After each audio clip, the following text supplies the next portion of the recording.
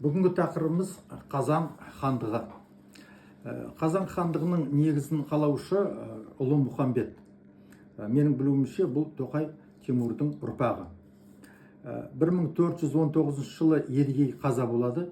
Едіге қаза болғаннан кейін Жошы ұлысының тағына таласушылар өте көбейіп кетеді. Соның біреуі Ұлы Мұхамбет. Таққа таласулардың көбінің құқықтары бар таққа отыруға, себебі бұл Орда еженнің немесе Шибаның немесе мына Тоқай Темурдың ұрпақтары. Мәселе бұларда да емес, проблема бұларда да емес. Проблема әрбір таласушының ханның артында бірнеше би.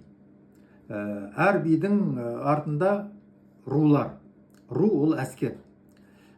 Осы талас кезінде жаңағы бекілері болу үшін, былайша айтқанда премьер-министр болу үшін, жаңағы билер бір ханнан екінші ханға таласушыға ауысып кетіп отырған.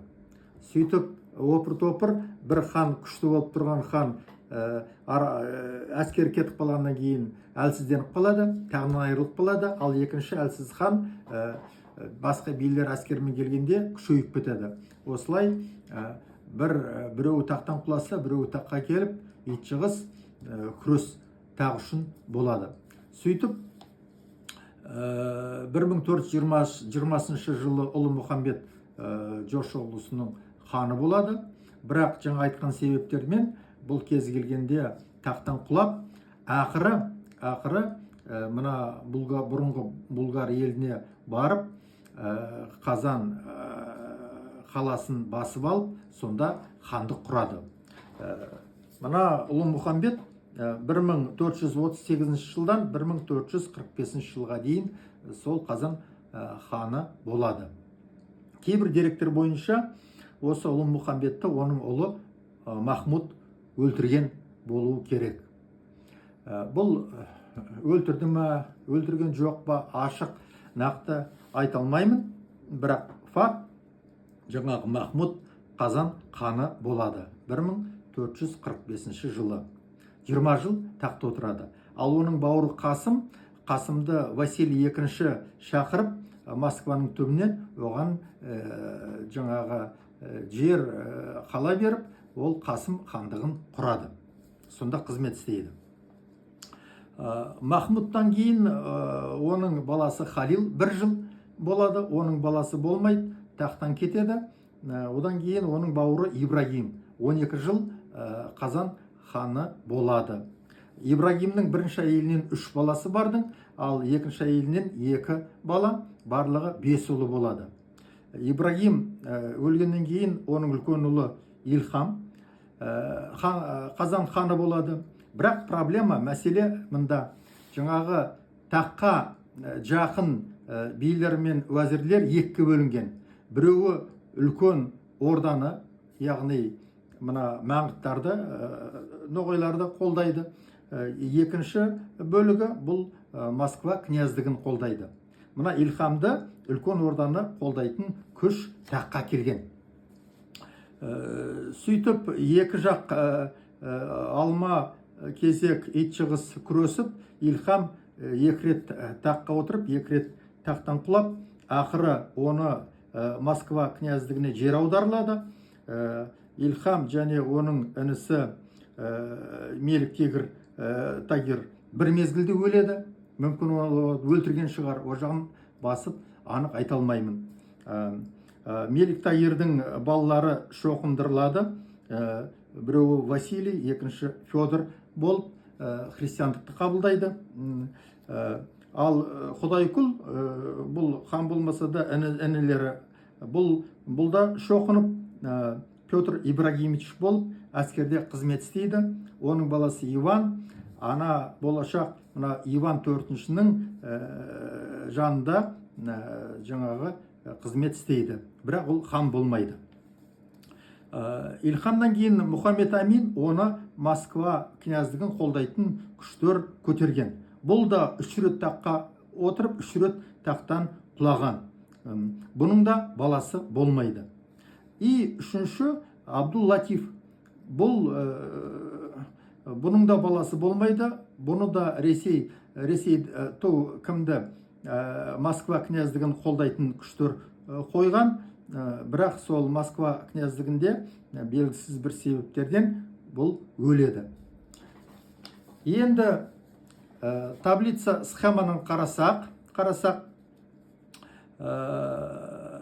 Шыңғыс ханның атасынан санағанда 7-ші көріп отырсыздар Сарича, ал Саричаның 7-ші буындары бұл Қасым мен Махмуд. Махмуд әкесін өлтіріп хан болған.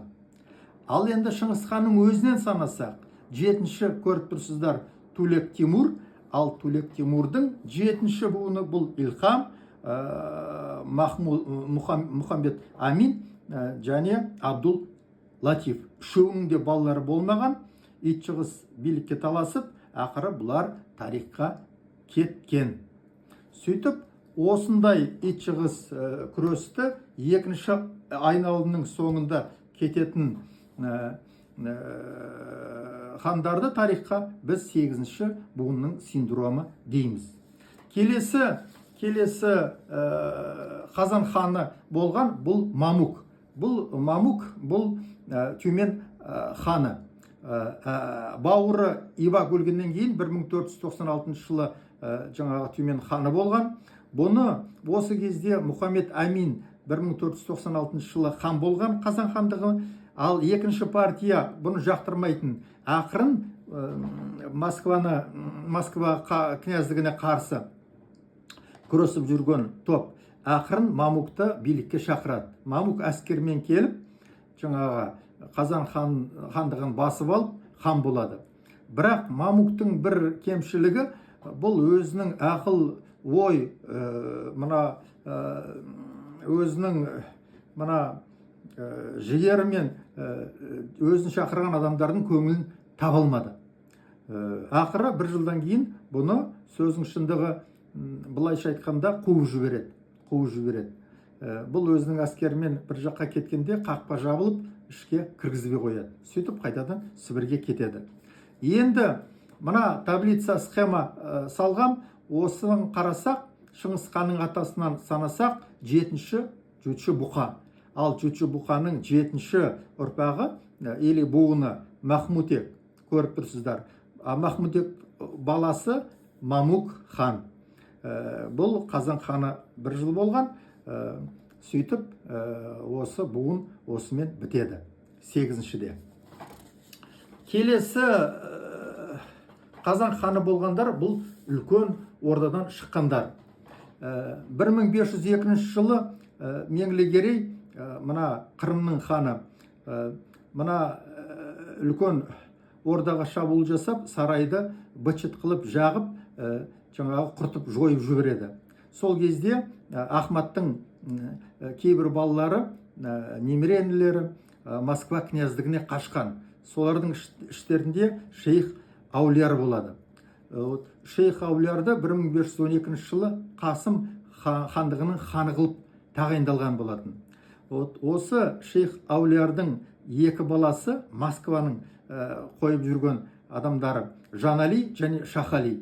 Екеуі жаңағы бірінен соң бірін хан болады. Жанали 3 жыл хан болады, бірақ ішкі төңкерісте бұл қаза болады. Ал Шахали жаңағы Қазан хандығына келіп 3 рет тақ отырып, 3 рет тақтан құлайды. Ақыры 1552 жылы бұны Иван Грозный шақырып, қайтадан тағынан таққа Қазан хандығына бұның ойынша Москва жаңағы наместнигі Семен Микулинский болу керек еді. Келісім болған. Бірақ та жергілікті тұрғындар бүлік шығарып тыңдамай, ақыры Ядыгар Мұхаммедті таққа шақырады. Көріп тұрсыздар, Ядыгар Мұхаммед жалпы 1550 жылы мына үлкен ордадан ол Москва князьдігіне қызметке барған. Сол жылы бұл Қазан хандығына қарсы Москва князьдігінің әскерінің қатарында соғысқан. Одан кейін бұл қайтадан жаңағы үлкен ордаға кетеді, и соны 1552 жылы таққа шақырған Қазан хандығының. Сөйтіп 1552 жылы бірақта Москва князьдігінің әскері Қазан хандығын басып алғаннан кейін бұны Москва қайтадан қызметке алады, бұл тақты босатады. Одан кейін бұл бір қаңтардың 1553 жылы шоқынады, Семен Касаевич болып. Бұның үш баласы болған, бірақ олар хан болмайды. Ал енді Қазан хандығына келсек, жергілікті тұрғындар бәріне келіспей бүлік шығарып, бұлар ана Ноғай хандығында Исмаил отырған, сол Исмаилдың баласы Мұхамбетті таққа шақырады. Бірақ Мұхамбет өзінің әкесі Исмаил Москва князьдігін қолдайды деп, бұл бас тартады. Сөйтіп Исмаилдың інісі Юсуптың баласы Али Акрамды шақырады. Міне схема таблица, Едігейдің ұрпақтары. Егер Едігейдің атасынан санасақ, Юсуп 7-ші, ал Юсуптың баласы Али Акрам 8-ші.